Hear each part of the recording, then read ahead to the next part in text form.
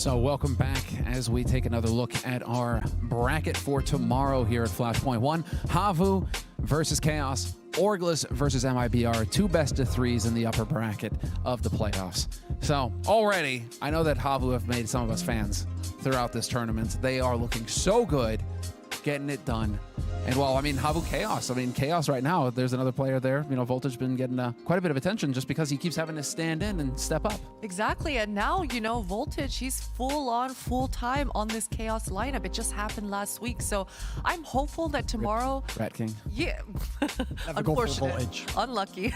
But, you know, this is now Voltage's time to shine. This is now Steel. He's got a full week to be able to make some magic happen, hopefully, with this team. And hopefully we see a different Chaos, because last week it was so obvious that Voltage wasn't practiced into this lineup. Steel wasn't practiced with the tools that he have in his players. So I'm expecting a different look from Chaos tomorrow.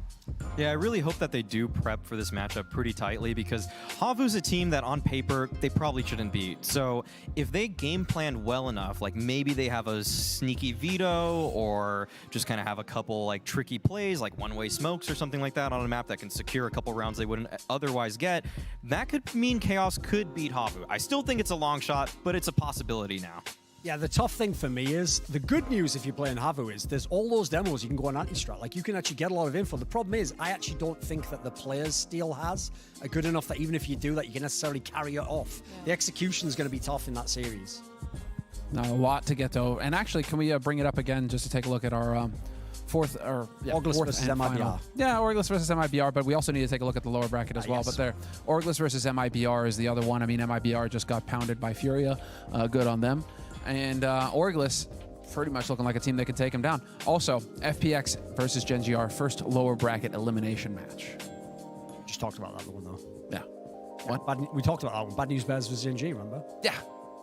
Do we want to get into it again? Anything do we want to add? Said it all. No? Okay. Let's take a look at our It's in a schedule. few days anyway. Let's take a look at our schedule again for tomorrow then. Havu versus Chaos and MIBR Orglis. So there you have it. Two best of threes, clean as can be. And we'll see. I mean, talking about MIBR, it's a question of redemption for them. They need to win this match. Yeah, I would agree. I think this is more, even though this is a double elimination bracket, I think that MIBR, if they lose to Orglis, I mean, come on, right? Like, just honestly, like, you're going to lose to Sabrosa? Like, I mean, Sabrosa's look pretty good at this tournament, to be fair, but like, come on, this is MIBR. These are major champions. If they just go down to the lower bracket immediately and they have to fight an uphill battle, I just don't see them coming out of Flashpoint 1 confident or feeling good about this lineup at all. It probably is going to lead to some kind of changes.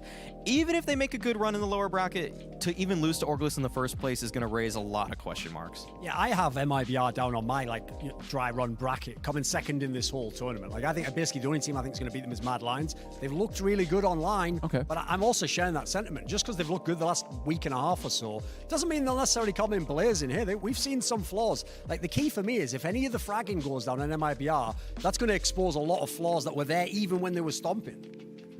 I think my expectations have been raised immensely for this MIBR squad just over the past couple of weeks, only because personally I've lowered their stock so low that they've pleasantly surprised me every time. Stonks can't go any lower. They can't go any lower. They just if you're can't. watching the EPL game just a minute ago. Oh, sorry, keep going. But yeah, I think MIBR, like I said, that very first week that I was here, they have everything, every tool necessary to be a championship caliber team. They have the players, they have the strategy, they have the brains behind this squad. So they certainly have everything that it takes, and I think they've been impressing each day. So, big expectations for tomorrow, at least.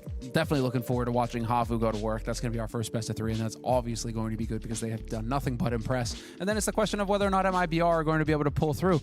But before we end it for the day, guys, do you have any final thoughts you want to throw out there? Or are we going to be calling it? I mean, I know. All right. I want to see more from Daps. More from Daps. More from Daps. Less of Daps by getting eliminated. See, there it is. That's the setup. That's the setup that we're looking for. All right, thanks, guys. We're going to be back tomorrow, bright and early. Be sure to tune in. It's going to be Flashpoint 1, the second day of the playoffs.